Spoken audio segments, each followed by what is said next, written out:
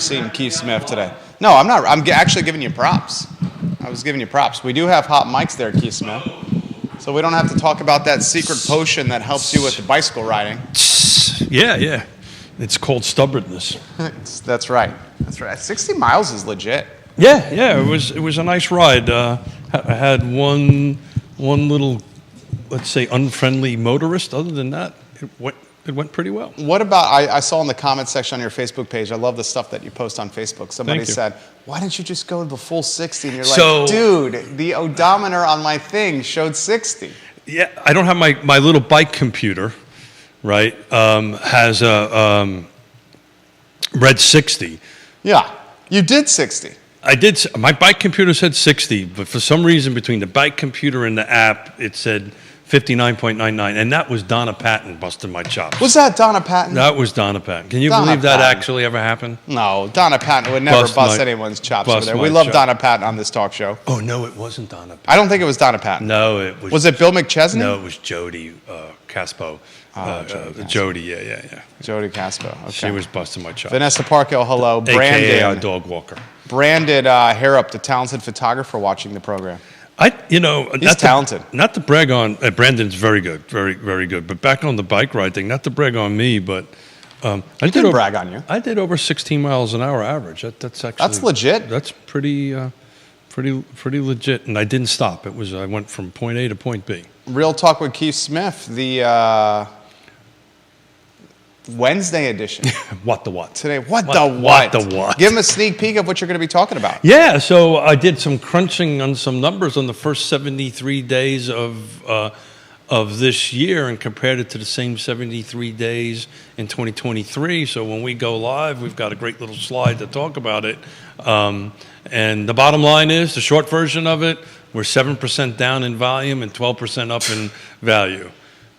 And it's bananas. And as one of the famous quotes in My Cousin Vinny, I'm done with this guy. I'm done with this guy. Guy. That's a great movie. I don't know what else we can talk about, but I can tell you, I was hoping that we would have a little bit of increase in volume, but we're at this moment we're less than we were this time last year. Judah Wickower is going to offer some perspective on today's talk show. Can't wait to hear him. He's got the mic set up in front of him. He's prepared. Look at his eyes go, really? Neil Williamson, que pasa, chico?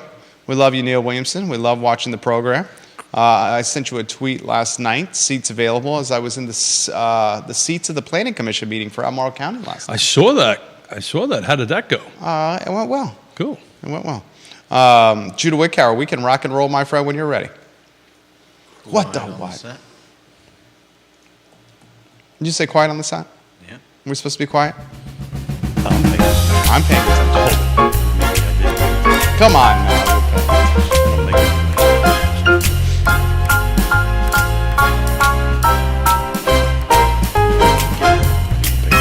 You did get yourself breakfast this morning. I did get breakfast before the show. I did. First time I've ever seen you do that. In over 601 shows today. Good Wednesday morning, guys. My name is Jerry Miller, and thank you kindly for joining us on Real Talk with Keith Smith. This is like riding a bicycle with my friend Keith Smith. And I got the look. I saw the look. Yeah. I have fun with you on this program. Shut up, Smith. No, I mean, Judah was counting us into the talk show. Oh. Keith Smith is not only a realtor, but he's a bicycle enthusiast, and he recently rode 60 miles at an average of 16 miles an hour. Apparently 59.9. No, you did the 60. I did 60. I know you did the full 60. Knowing you would never stop before you hit the number. And literally, like, in front of Yvonne's house, I rode up and down the block a couple of times until the computer... Till you hit 60? Hit 60, of course. There you go. And did you see your granddaughter? I did. We hung out. Does she like when? Your pop dad? I'm pop dad. Yeah. Does she like when pop dad is on the bike? She's 14 months. Okay. She just likes hanging out with me. Period. Because I'm so awesome. You are awesome. There we go. Only kidding. Yeah. I walked in the door and she thought I was dad. And then. Which way do you go when you ride to Richmond? Yeah, so from my house, you want the exact route? I would love to. James Watson, welcome to the program. Yeah, so I come out of my house, make a left on Route 53. Okay, Chris Fairchild, hello. We love you, Chris. Hey, Chris. He actually got hurt So I just want to give a shout out to Chris. I hope he's feeling better. He's recovering from a little bit of an injury. Chris Fairchild, yesterday on the I Love Seville show, we were talking the best looking elected officials and wasn't or him. Central Virginia It leaders. totally wasn't him. I think he finished in the number 3 No, slot. there's no way. Katrina Coulson won the delegate of the House of the 54th There's District. no way. Chief Conscious to George Don't you Clooney have to have policing hair too. at least? Fairchild, bald is beautiful in the 3 slot. Yeah, whatever. I like Chris his, Fairchild. his head is big already. It just got bigger. Fairchild and I have a lot in common. Like I said, his head. Trip is Stewart, bigger. welcome to the program. Catherine Lochner, welcome to the program. Katie Pearl, welcome to the program. Give us the exact route. I am. I'm actually texting it to Judah. I'm emailing it to Judah so he can put it up on the screen and people actually can see it. Mohammed Hassan, welcome to the program. Rob, welcome to the program. Neil, Judah's going to put Keith's biking route from the weekend where he clocked 60 miles. I actually sent you 2 new stuff for today. Sorry to do this to you on the fly. That one, and also if the 5% growth area comes up, I gave you a map that we can maybe chat a little bit about that. So we can give a little bit of a shout out to Neil and his report on a housing red sky. Oh, we morning. talked about that. Yeah. So It was excellent. Neil Williamson, you're getting props on back-to-back days on that Free Enterprise Forum story. Logan Wells Claylo, ¿Qué pasa? How are you? It made me actually spend time and go through and look at some new construction numbers, which we'll talk a little bit later.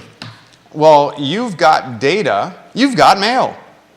We're We're not going to do this again. Are we going to do this? What movie it is? Because I'll get it wrong. Well, you know you've got mail. I got the movie wrong, didn't I? No. Oh. When we did this, But you know that's the Tom Hanks, Yeah, Meg yeah, Ryan. Meg Ryan, cute as a button. So, 53, Route 53 to Route 15 in Palmyra. Then you take 15 all the way up to Dixie. There is a Dixie in Virginia. And you make a left on Route 6. And 6 takes you straight into Richmond. It turns into Patterson in Richmond. And they're 2 blocks off of Patterson. And it's one way. Wind was bad, though. Is it safe? Yeah. I worry about you. Thank you. Do you dress in spandex that's fluorescent? That's all the world needs to see and have a mental picture. mean, I've seen no, you I've got as- flashing lights and I've seen you as Batman. yeah. So I had one guy come a little too close. Actually, his mirror hit my mirror on my bike. Really? Yeah, His yeah. car mirror? Yeah, I got a little close. Did he do that intentionally? It was beeping the horn. He was a schmuck. Yeah. And what did you do? Did you give him the bird, or you? No, You don't do the bird? I'm doing 20, 25 miles an hour. I'm trying to stay straight up and not end up in a ditch and crash. No one finger salute, huh? I couldn't do that. But I'll tell you what I did order. I ordered they have video cameras you can put on the front bike and the back bike. And that's what we're going to do from now on. And you can capture the troublemakers. That's exactly what it's set up for. Yeah, you can capture the troublemakers. Multiple realtors watching the program from multiple firms. We'll highlight them here in a matter of moments. You want to take a look at the numbers? Sarah Hill Buchensky, hello. Holly Foster, hello. Let's take care of the numbers. Yes, So please. slide number 1, Jude, if you don't mind, because we're done with the whole biking thing, I think. Lottie Murray, it was good to see Hey, you Lonnie. yesterday on the Planning Commission. You did a Thank great job. Thank he you. had quite a presence, Lonnie Murray. Speaks well. Yeah, I mean, he knows his stuff. Speaks well. That's the key to it. Got to know what you're talking about. He knows to his to stuff. speak well. Yeah. So we're looking at a comparison of numbers of number of homes sold in the median price in 2023 versus 2024. So this is year to date. Okay. Right. So this is as of the 12th, not the 13th, because I did these numbers last night. Okay. So to make a very long story short, we're currently sitting at 7% less homes being sold. So these are closed contracts, right? These are stuff that is closed and folks have moved in. And the first, how many days of the year? First 73. First 73 days of the year. 72 days of the year. 72, we've had 7% less housing stock So this sold is the full car versus footprint. last year. This is the full car footprint. Sure. This is, Charlottesville, Albemarle, Fluvanna, Nelson Green, and Louisa on it. But the average price went up 12%. Huh? Yep. What the what? Well, that makes sense, though. If less sells, it the does. values are going to increase. Yeah, but we'll dig into a little bit of the new construction stuff, but to kind of talk a little bit of what Neil was talking about in his article, a lot of it, like you said, doesn't have any inventory to go up. What I thought was shocking to me, or what I felt the numbers were going to be different, slightly different. You thought there would be more inventory sold? I kind of thought we would be either on par or just a little bit up. And 2023 was a down first 70-some And days as well. and that's the point I'm trying to make. Now, I happen to think we're going to make it up a little bit. You think so? I think so, yeah. Explain why. Well, when we talk about the new construction numbers, new construction, there's a ton of new construction and pending. We'll talk about that in a minute. Is this in green? No. Where? The new construction rock star is Albemarle County. Go Albemarle. Hands down, absolutely. The second one, believe it or not, is Louisa County. Okay.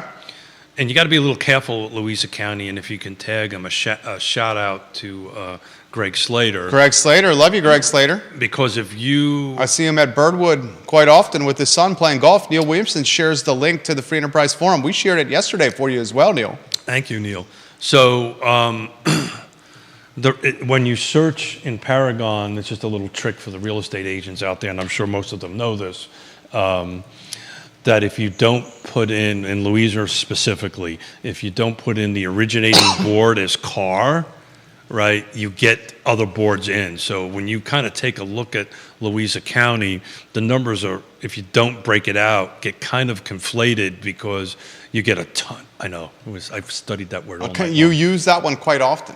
Yeah, I don't have no idea. Conflated. Support the Free Enterprise Forum financially, please. Thank you. Donate to them. You start seeing a lot of the Lake Anna sales. Right. Right, which is, I mean, it's part of our region and stuff like that, but if you're looking at it from a CAR footprint, it kind of skews the Louisa numbers a bit. Patty Rowe, good morning. So, you want to go into new construction? I would love to go into anything you want to do. Oh, really? I'm here to be emotional and conversational support for Real Talk with Keith Smith. I throw softballs to you, and you hit grand slams. I'm not quick enough to come up with a. I'm going to think about something for a good comeback on that. So, Albemarle County, just to put this in perspective, Albemarle County pending. So these are homes that are under contract right now, right in the construction process or in the process of the closing, wherever they are. Between the single family detached and the single family attached, there are 208 properties, homes under contract.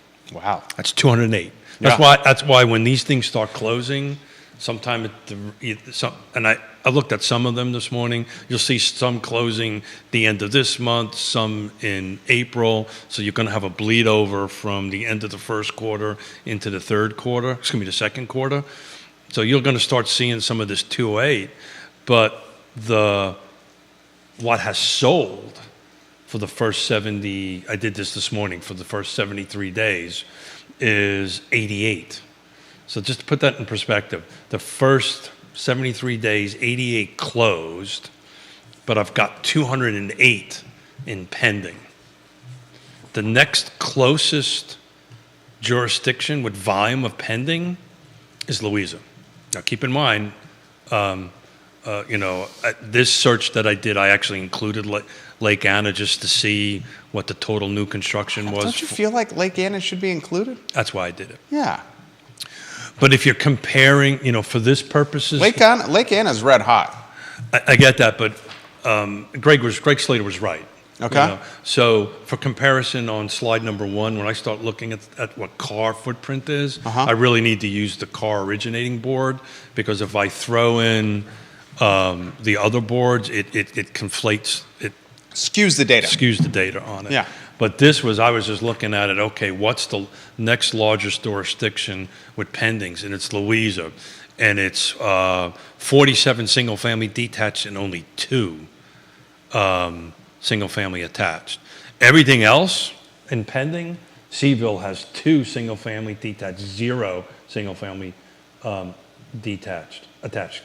Flavanna, 10 detached, 0 attached. Greene County, 10 attached. These are pendings. These are under contract. 0 attached. Nelson has 0 on both counts. And then Louisa County. So the rock star for new construction at the moment is Albemarle County. And the question is where are they? North of town. They're north of town, south of town, and Crozet. So they're in those three growth areas in it. And thank you to Neil. Neil was helping me clarify where the actual urban ring is. That was that second slide I sent you today, Judah. Judah's going to put it up. Holly Foster, we'll get to your question here in a matter of moments. So I just wanted to kick the show off on that way and see what the feed has to say. The feed is pumping right here. We tell. will talk about Neil's article, his column on the Free Enterprise Forum. The headline is "A Housing Red Sky Morning." A housing red sky morning. We talked about it yesterday. I can't wait to get Keith's perspective on this. Holly Foster and Henrico is very pleased that you did not give the guy the finger. She said if you had given the guy the finger, he would have intentionally run you off the road. Well, he was past me. Yeah. I was doing I'd have to take a look on my app. I was probably at that point riding about 20-something miles per hour. It's pretty fast. And he buzzed past me doing 60, 70, something like that. So I'm not sure if we hit mirror to mirror, but he was close enough to blow me to the side from the side drafting. Okay. And so, you've got about this much of pavement, and I'm riding on that. Yeah, I'm not that smart. She also asked this question, and this came up on the I Love Seville show, I think it was 2 days ago. Richmond, Virginia, one of the fastest and hottest markets for selling real estate. In fact, of all metro areas in the nation, Richmond, number 5. Number 5, absolutely, yeah. And it's part of why we're expanding our little operations over that way. I started seeing those numbers changing about a year ago because I was tracking them pretty hard because Yvonne and Houston were moving into Richmond, so I absorbed myself into the Richmond market. But to be honest with you, we have 3 or 4 clients now that are looking to go from this area to Richmond. She asked specifically, Keith, is that data point based only on Richmond City, or does it include Henrico, Hanover, and Chesterfield? I'd have to pull up that report. My suspicion is it's the metro region, right? It's kind of like the MSA of Richmond. Like we have a Charlottesville, Albemarle, Flavanna, Nelson, Green, and Louisa. It's probably the Richmond MSA. I'd have to pull the article up and look at it. I'm going from memory at this particular point. The city of Richmond, much like Charlottesville, is geographically not large. Right. On it, but it's a happen market. Scott's Addition, I love. If you've never been down there, love Scott's Addition. Love Jackson Ward. Love Chaco Bottom and Chaco Slip. Yeah, so love Churchill. But they're having the same problem. Love Carytown. They're having the same issue that we're having here, which is a nationwide problem to bounce off of the housing red sky morning. The short Smith version of this. Let's build more housing. Yeah. So the joke about this is a. I can't wait to hear what. Yeah, I got to clean this up a little bit. So this is. I have a feeling Go ahead. Yeah. So you know what the basic problem with the Black Plague was back in the Middle Ages? What was the basic problem with the Black Plague? Not enough cats and too many rats.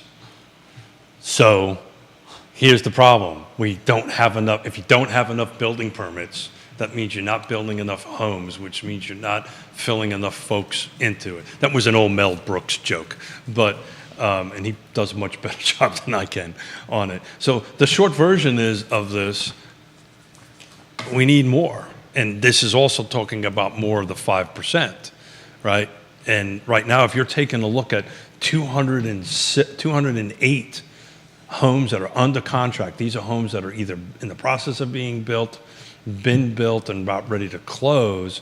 And if you take a look, actually, if I don't bother Judah too much, I actually did create a slide showing where they're mostly going on it. But if you can visualize our region, right?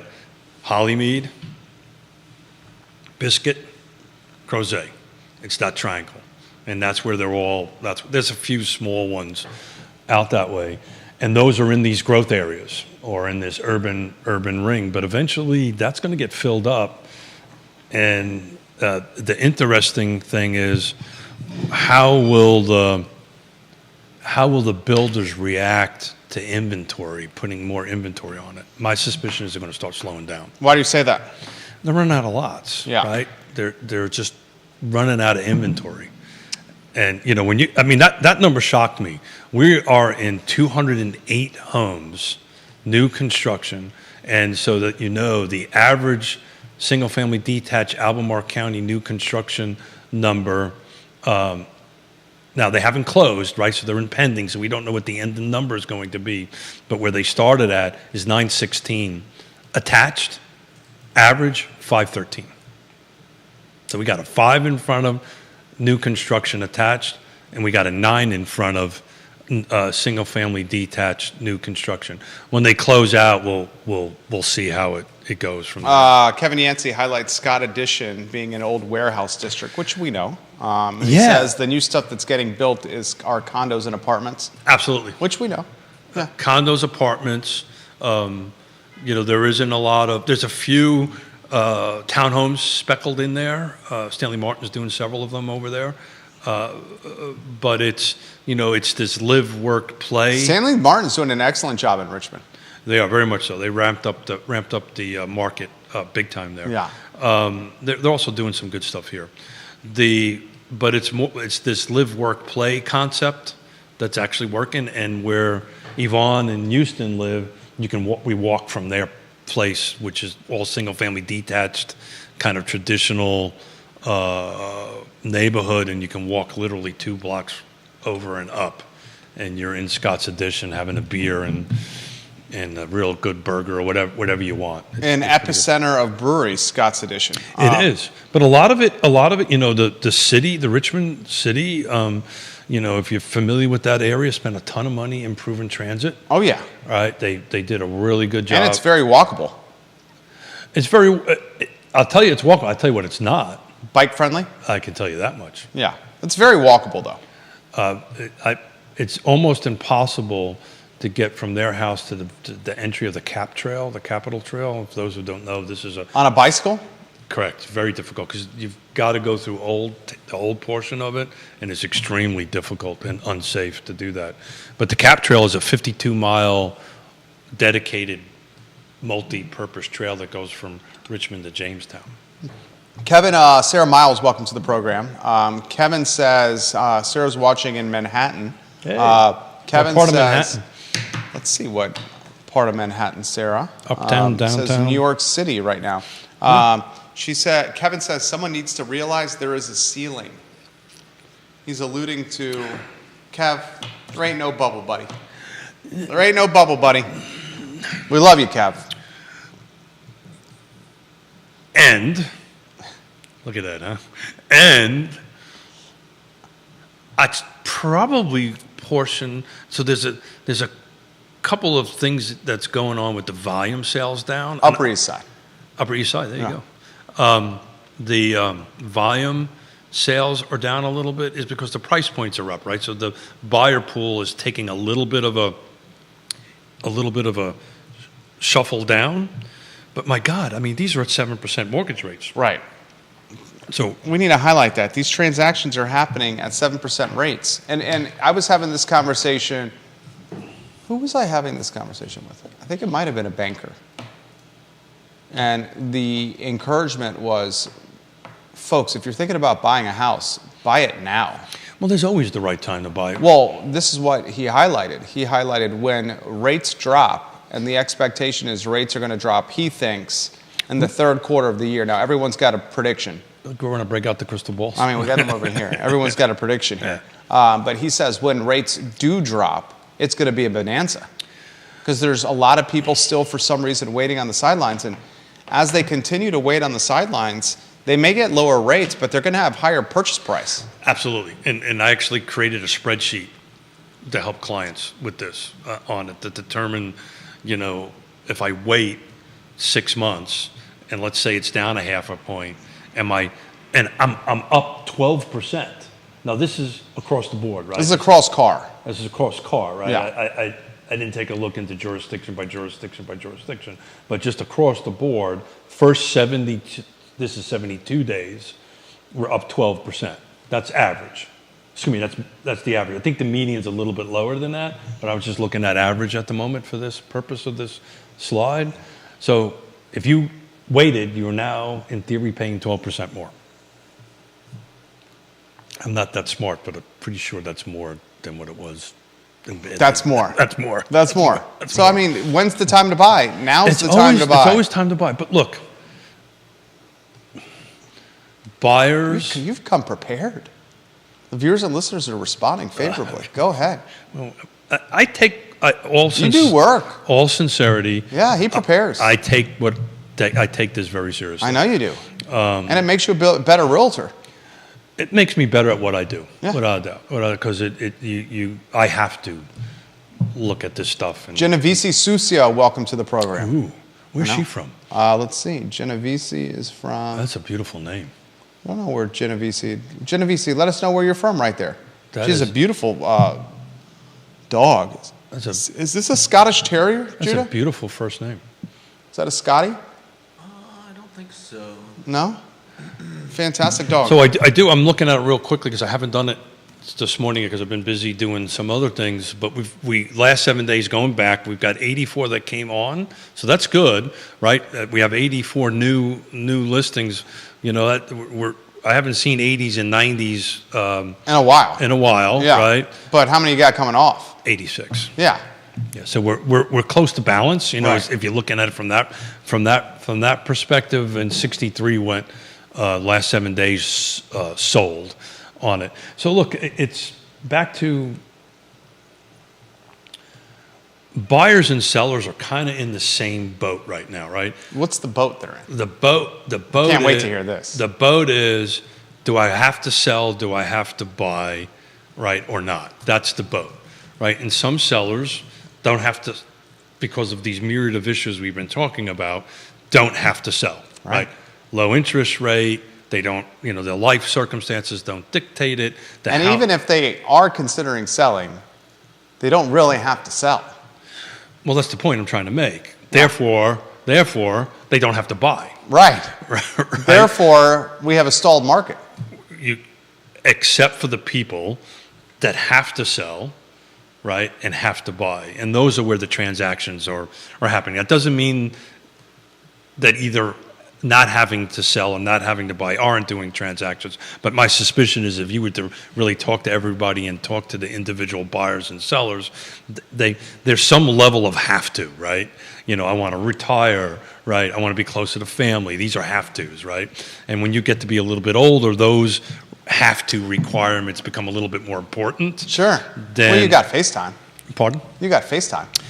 FaceTime is awesome, but there's nothing. FaceTime keeping a home in the acres at Lake Monticello from selling? Oh God, stop! From being listed? No, Keith is. We know. Keith We know. is. But that came up at dinner last night. We took a set of clients out to Tavola for dinner. You at Tavola? Get out of town. That's what we do. We instead of sending housewarming gifts and stuff like that, we like to spend time with our clients and enjoy a meal and a conversation and get to know folks. Carol Thorpe, welcome to the show. Hey, Kyle Carol, how are Miller, you? welcome to the show. Catherine Lochner, hello. Katie Pearl, hello. Hey, Scott Katie.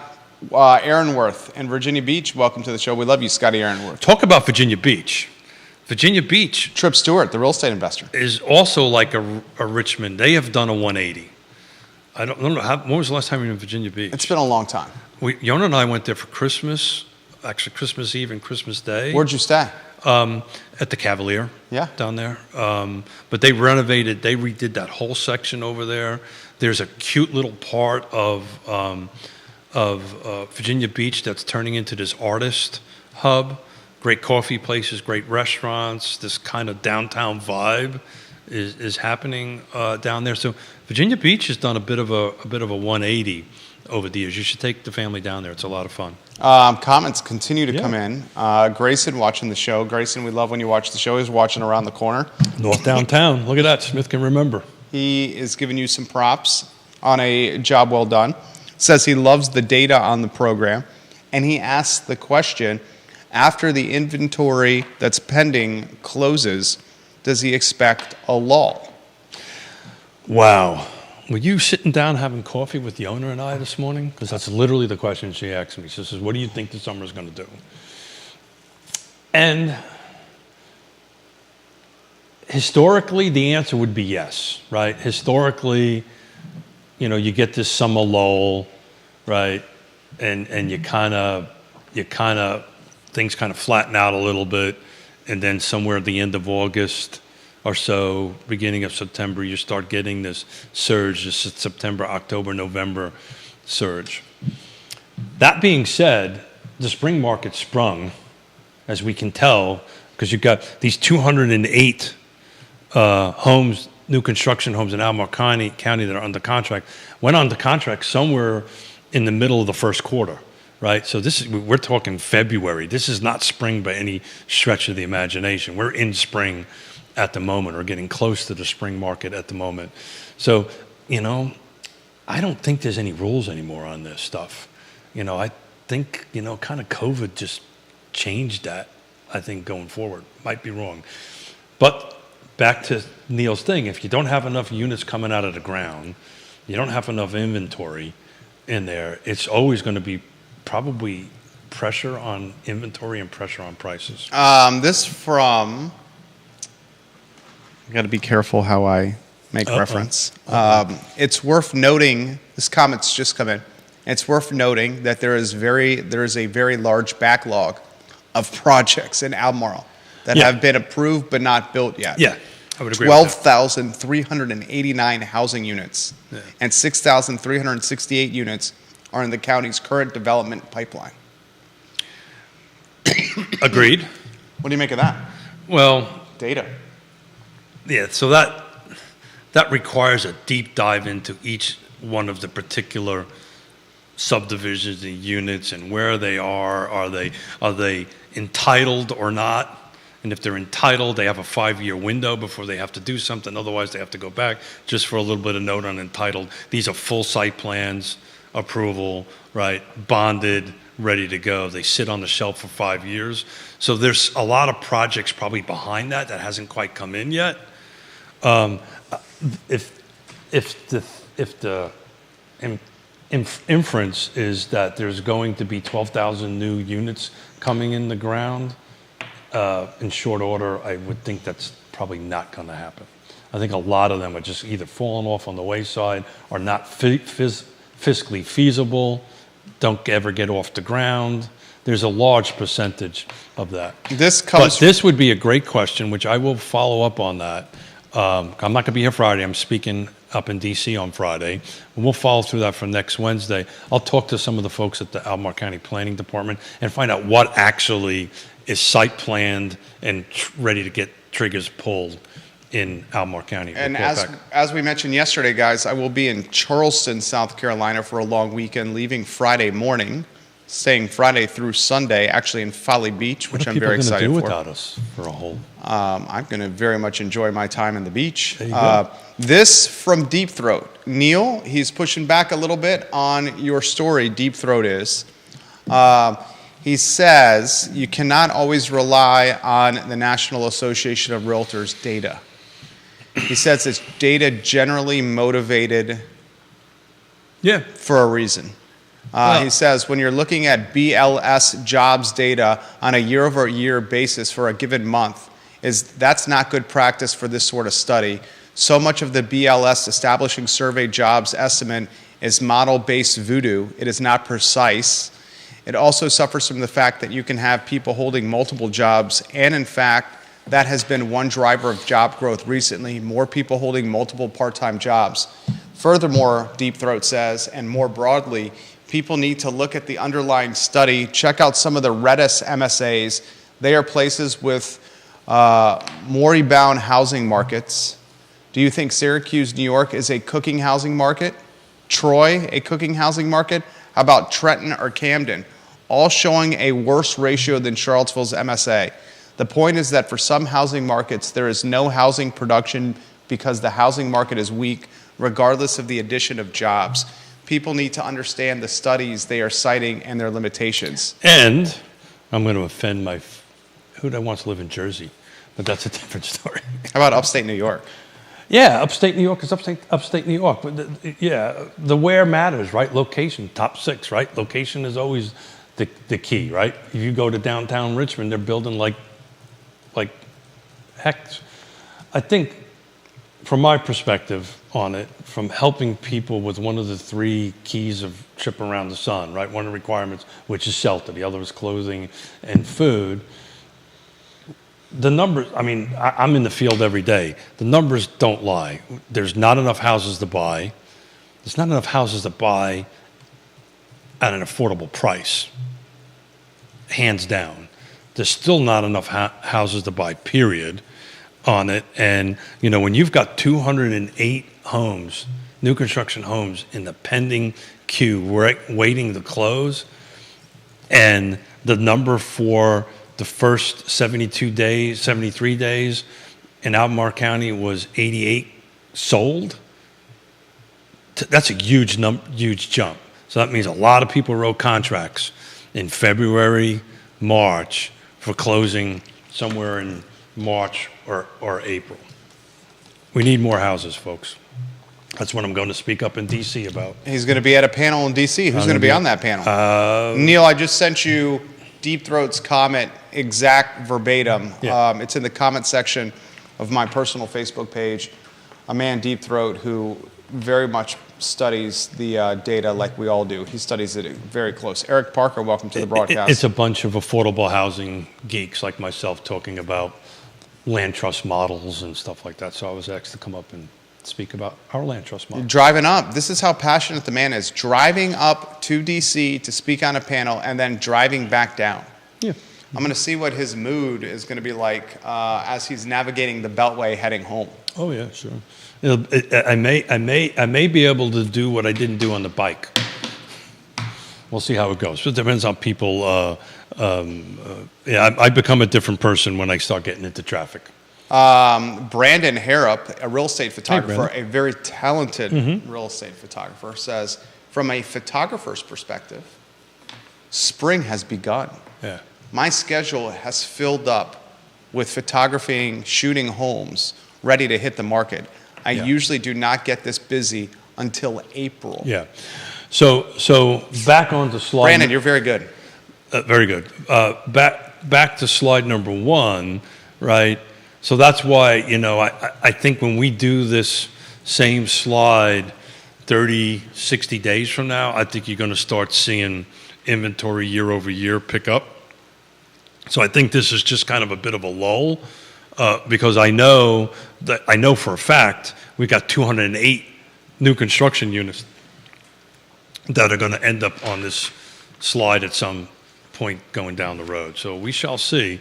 I was just very surprised. We were based on the vibe that's been going on since January, the feel of the pace of people moving and back and forth and houses coming on and going off. I did not expect to see 7% lower.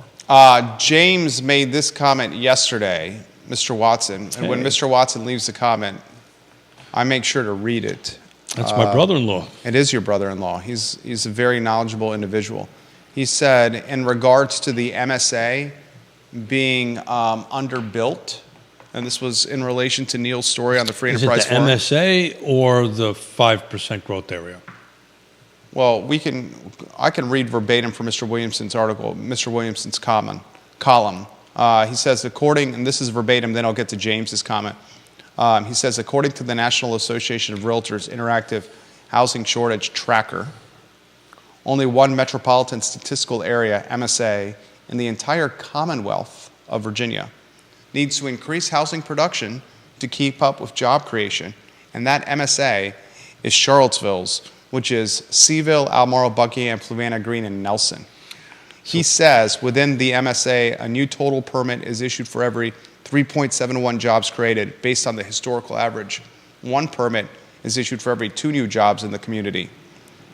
Basically, he's highlighting that we're under inventoried considerably for the jobs that are about to come here, and he highlights 3,000 to 4,000 potential jobs with what we've talked about: Northrop Grumman, Data Science, Biotech Institute, Amazon, 11 billion, Louisa County.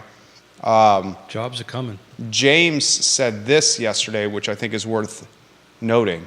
Mr. Watson did. Some of those new business opportunities are going to open in Waynesboro and Louisa, as you guys mentioned. So essentially, more people may move or build in those areas as zoning are a little more favorable, zoning laws, and prices are arguably more reasonable. The impact will primarily be on folks in those areas seeing home prices and costs of living rise. So back to that. Do you think, I got a serious question for you in regards to Mr. Watson's comment. And Mr. Watson is as astute and knowledgeable as anyone. He's got a degree in this stuff. I know he does. Do you think these Neil estimates that it's 1,000 direct jobs, 3,000 indirect jobs. That's a conservative number. I've heard that number could be as high as 8,000 with Amazon, Northrop Grumman, data science, biotech. I heard 8,000 high. Let's split the difference and say it's 6,000. 6,000 incremental jobs and citizens moving to the area, six-figure gigs. Do we think those six-figure incremental citizens are going to live in Waynesboro and Louisa? Or are they going to choose to live in Albemarle, where there's more amenities at their disposal? Or Charlottesville? Let me see. Nope. I thought I was wearing my Captain Obvious socks. Are you wearing Are you wearing socks today? I'm not wearing socks. I'm wearing socks today. Thank you for sharing, but I'm wearing socks today. I don't need to know if you're wearing underwear today. Thank you. Okay. Thank you. Appreciate that. Yeah. I'm here to help. Judah's chuckling over there. Yeah. So, Jerry, they're going to have to live somewhere. And they're going to have to live where the product is, the availability is at the price point that they can afford. Okay. Well, if they have six-figure plus, the situation is the same, right? But look, to your point, first 73 days. So you mentioned earlier, I'm focusing on new construction because that was the work I was doing this morning. So single family, just focus on single family detached homes. First 73 days, Albemarle County sold 25 of them. The average sale price, so this is closed numbers, so these are real numbers, is $863,000. So there's 25 single-family detaches sold in Albemarle County at $863,000. The next largest jurisdiction is Louisa. The other ones are all in very low single-digit numbers. Okay. Is 15. So it's not quite 25, but it's awfully close to that at 15 at an average price of $445,000. So my point is that, and part of this happened from a conversation I had with the two Louisa County Board of Supervisors at the Thomas Jefferson Planning District Commission last Thursday. One of my favorite boards of supervisor in any jurisdiction is on the board at Louisa. I love Fitzgerald Plans. I don't get to see Fitz that often. I've known him for 2 decades. I wish I did. He's not on the commission. Proud to call Fitz a friend. He's a good man. He's also a fellow Marine. Yes, he is. So my point is the conversation at the table about, because we do these round tables and each jurisdiction talks about what's going on. So there's an actual conversation going on about how do we tamp down all this new construction in Louisa County. Literally, that was the conversation. The other conversation was pickleball, which was weird. I didn't quite get that. Pickleball's great. I get that, but apparently it's raised up to the level of the Board of Supervisors and It's because of the noise, right? It's exactly right. Yeah. That's exactly right. It's the noise on it. But my point is, every other jurisdiction, Charlottesville 2, Flavanna 9, Greene 2, these are single-family detached homes that sold and closed in the first 73 days of this year. So the two behemoths by sold and closed is Albemarle County and Louisa County. And it's interesting, when you take a look at Louisa County, it's not all, majority of it is not Spring Creek. Majority of it is these single-family detached homes all throughout the Mineral, Bumpus kind of area of this middle of Louisa County. It's close enough to 64, you can get to it, but what you're seeing is all these single-family detached lots getting cut up on state roads, which is from a development perspective, the low-hanging fruit. It's easy, right? You get 100 acres or 1,000 acres or whatever it is, and you have a certain amount of state road frontage, you just cut them up into 2-acre lots.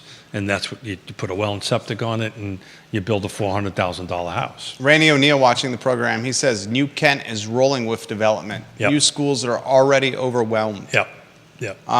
This is from Mr. Spradlin, and he makes this comment. Jerry, on your 12:30 show, you broke the news of Spring Creek Golf Club getting sold to an out-of-market buyer from Herndon. You should bring this up as you're talking of Louisa County and how it could impact that neighborhood. So I'm not a golfer, so I'm probably the wrong person to talk about that. But I do live in a golf course community and have since 1987. You have. Would not know which end of a golf club to hold. Okay. Usually you hold a grip. There you go. Yeah. Thank you. I'm learning. I think my biggest concern would be, is it profitable enough for the company to actually make money? What I know about amenities, because I've done enough developing in my life, golf courses usually don't make money. So I don't understand what they usually don't. I mean, Google it, and somebody who can contradict me. Well, what do you characterize as the golf course? Just the actual playing the 18 holes? The whole golf course is an amenity. I think. I mean, golf has had a resurgence since COVID. Since COVID, absolutely. Yeah. Prior to COVID, That's you couldn't see a new development come in with a golf course, and now golf courses are come up. But do they make money? I can tell you Lake Monticello ones don't. I know that for a fact because I look at the budget. So I'm using that as my litmus test. So I don't know how true that is across the board. But Dice Hammer, no shade at the Lake Monticello golf course. No shade at all. is it a good one? I don't know. It's okay. Yeah, okay. Yeah. But it's got 4,500 lot owners to support it, right, to offset it. If Dice Hammer sold, We should get Dice Hammer on the program. if Dice Hammer sold the pro shop, it was for a reason. I don't know what the reason is, but it was for a reason. And either it wasn't making any money, it was too much liability, or he wanted to get rid of it to somebody else do it. But there was a reason for it. Well, what do you I don't know what it is. What do you think the impact of Spring Creek selling is on the houses in Spring Creek? I think it has zero impact. No impact. Wow. What impact would it have? You're talking about I buy this, and all of a sudden, the I don't know what is it called, green fees or whatever it's called. I think they're going to look to raise to increase profit centers by charging more. Okay. I think it's going to become less affordable. The thing is, and I just don't know enough about Spring Creek's. Lake Monticello's I intimately know. Spring Creek's HOA documents and how things are connected, right? So, if it's not owned by the association and it's not making money, The golf club is not. because it just got sold. Yeah. Right. For a company out of Herndon So is that owns like 30 some other clubs. Yeah. So, and maybe The club in Glenmore is not owned by the association. and if you're short Yeah. with money, who do they go after to get money from? They assess the members. There you go. Yeah. There you go. Special assessment. There you go. So if it's been carved out of the association, and I know less than Is zero. Lake Monticello's golf club owned by the Yes. HOA? Yes. Wow. It is, yeah.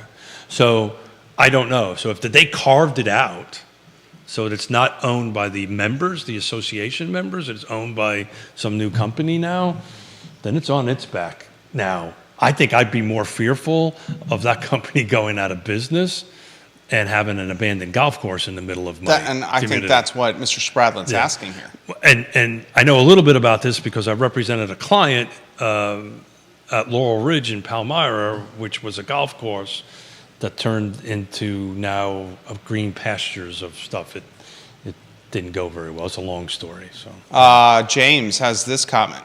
but I know if we want to talk biking or fishing or boats and stuff like that, I could do that. But golfing, I don't know much. He says those new people will definitely put pressure on Charlottesville prices too, but due to the small number of resale options, I'm thinking that those areas will attract, that are attracting these companies, will see some cost of living impact.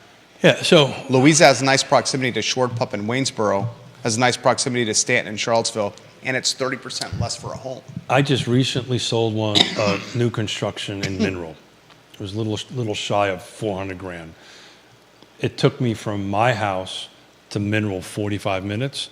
From Mineral to West End, Richmond, 45 minutes. I can drive from my house directly up 64 to Richmond in an hour. So I actually added a half an hour to go up to Minerals. That part of Louise is kind of hard to get in and out of. Not hard, it's just you got to do country roads to get in and out of, but it's where the prices are, right? It's where you can afford it, and that's what people, if you want a single-family detached new construction home, that's kind of where you got to be looking these days, at that price point. Comments are coming in fast today, and we appreciate the viewers and listeners here. I will say this.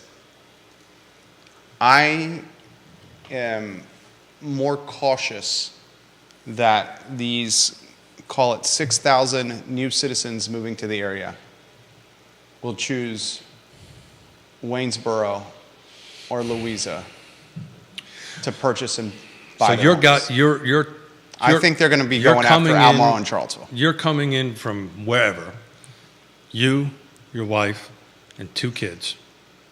I mean, you could move to Keswick, which is 10 minutes from What are you going to buy? Louisa. What are you going to buy? Well, I mean, You, it's going to put pressure on the folks living there. your As wife, James said. and 2 kids are moving from wherever to take a $100,000 job, $150,000 job. Yeah.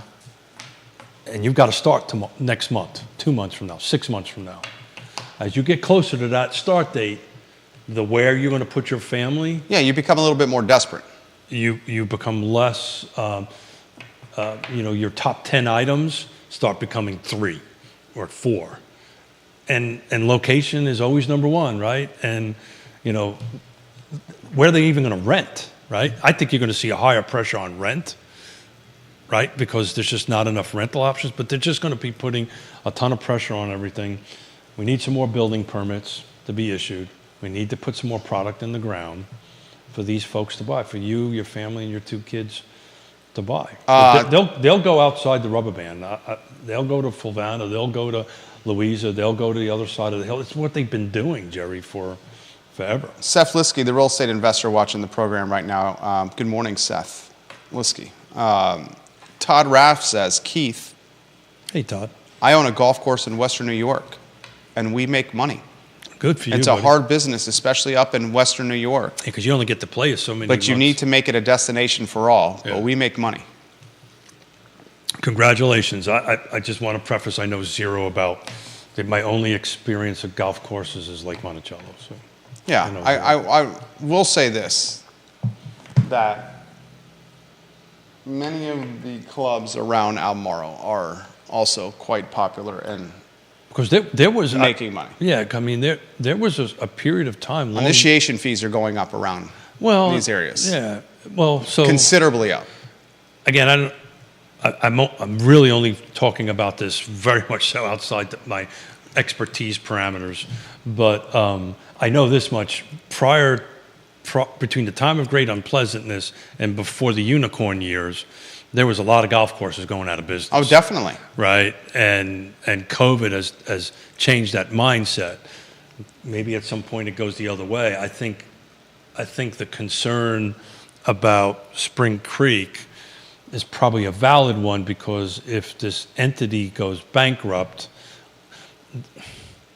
this makes me think of Lake Monticello Service Authority in Aqua, Virginia. Because that's what happened. Lake Monticello sold Very much been in the news lately. Yep, like Lake Monticello Service Company to a company by the name of Aquasource, which was an Enron company, which went bankrupt, and then Aqua Virginia came in and bought it. My point is, you could potentially go down this road. What happens if golf all of a sudden goes like it was between the time of great unpleasant and the unicorn years, and all of a sudden it becomes not profitable? And I would hope, And I think that's what Mr. Spradlin's getting to. well, I would hope that the folks They would have to.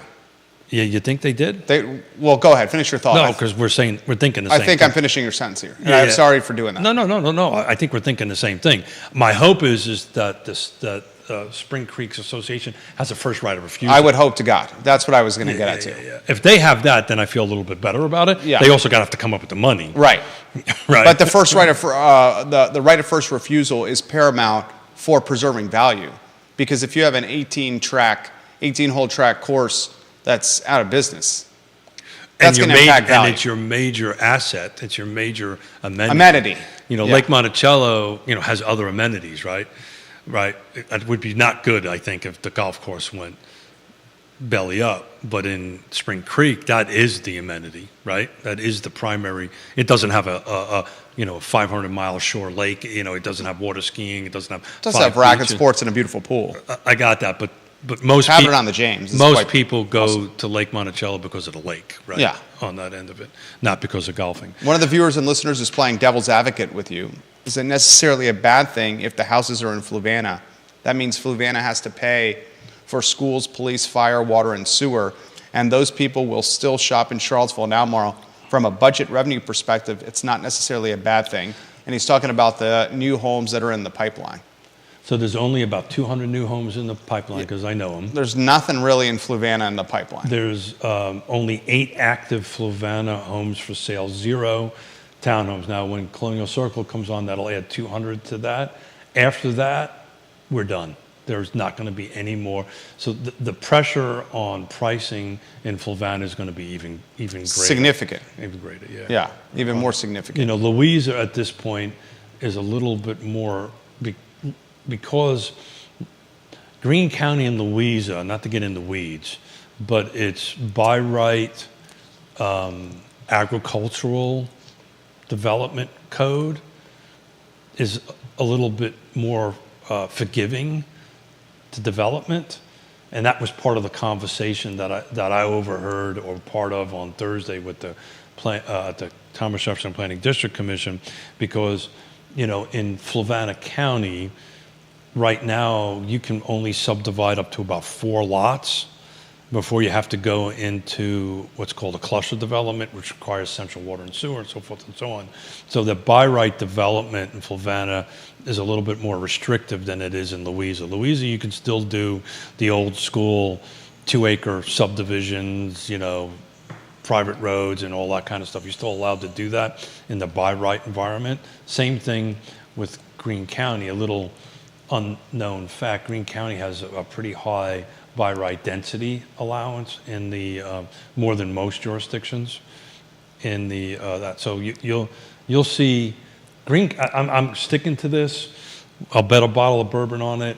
I think you're going to see Albemarle County's new construction start either leveling off.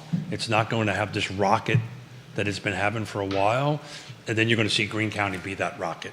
I know for a fact because I'm tracking it hard. I'm not taking that bet. Yeah, and You're right on that. And then I think you're going to see Louisa being in the number 2 slot, depending on how they decide to tweak their ordinances or not. But at the moment, you're definitely going to see. And I'm talking about 0 to 5 years out. You're going to see Greene County, I think, start eating through quite a bit of what it's got in the pipeline. These are projects that are either fully vested or about ready to get fully vested. Johnny Ornelas, welcome to the program. Dean Russell, welcome to the program. Thank you kindly for watching us. We appreciate you. Sandra, Peter Krebs, welcome to the program. Lisa Costello, welcome to the program. Georgia Gilmer, welcome to the program. Aaron King, welcome to the program. Jennifer says the show's been fantastic and full of knowledge. Thank you. This comment comes in from Mr. Rath. He says neighborhood golf courses that I know of, Todd says, need full membership participation per household to be a quality club. Social members at a minimum. So That is one of the mistakes that some of the clubs around here have made. So if I understand this statement correctly, If you're going to buy a house in the neighborhood, you have to be a member of the club. Got it. So Yeah. Lake Monticello does not have that. Glenmore does not have that. Yeah, Spring Creek does not have that. correct. And the more successful, because they're subsidized, that's how that's how the clubs are subsidized, right? Well, if you have more membership, you're going to have more money. Yeah. So you would, and certain clubs. Farmington does not have that. I'm not a golf course It does not. person. So I don't know if I don't anybody. think Keswick does not I don't have know that. of any. Yeah. So Kings Mill did not have that where I but grew the up. offset to that is connected to the HOA, and if the Well, that's one thing we should highlight. Some HOAs do own the club. Not all of them, though. correct, but the ones that are owned by HOA, if they end up in a problem, they can always do a special They assessment. can do a due special assessment, which is a lifeline. Which is a lifeline, and it depends on how. I mean, this is going into the weeds. It depends on. Oh, that's a great topic. It depends on how the HOA documents are written. It depends on how the coverage and restrictions are written. Lake Monticello, at the end of the day, to do anything requires a majority vote of 4,500 lot owners, right? Which is very challenging. Yeah. You can't get them to decide that tomorrow's Thursday. Nevertheless, do that. And we've seen that recently. Well, because they're going to try to increase the dues in a vote, and it's just not going to happen. Right. And Holly reminded me of this last week. I grew up in Kings Mill in Williamsburg. Anheuser-Busch used to own Kings Mill and the club. And when Anheuser-Busch divested its ownership of Kings Mill and the club, the new owners made it much more restrictive for residents that were sure. non-members. Sure. So I mean, that's Much more restrictive. I mean, it's a business model, right? Because they try to create more profit centers. Yeah. Yeah. So look, it's it'll be interesting to see what happens with Spring Creek. I mean, if this is a large corporation, it sounds like it is. They have 37 clubs. Yeah. So it sounds like a large corporation. So the problem is it a public company or a private company? That's a private company. Yeah. Got No. it.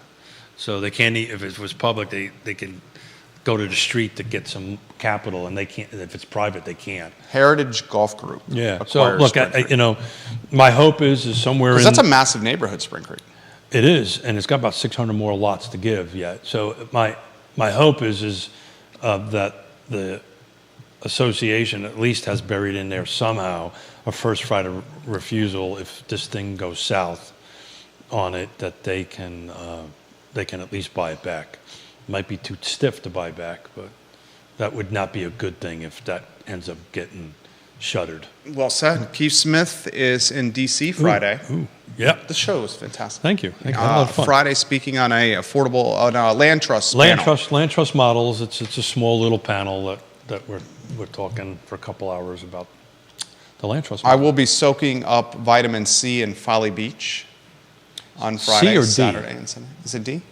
D is sunlight, Yeah, I'll be soaking up vitamin. You could- I probably will be soaking up vitamin C too. which would be the The vitamins. I take one every day. or your orange juice with vodka in it. Could Yeah, be. very well could be doing that as well. So safe travels. Thank you. I'm looking forward to seeing you next Wednesday. This is always a lot of fun, and Today's show is an easy peasy, Sunday breezy. yeah, and I'm trying to put together for next Friday. I've been trying to put together this Greene County roundtable with the planning director and the economic development director, and we just not been able to get schedules put together. And this would be a really great conversation to have. What we just had today about what do they have in the pipeline. I'm going to try to see if I could get somebody from Albemarle County Planning on that planning commission or department on to kind of talk about what's in the actual pipeline for development in Albemarle County.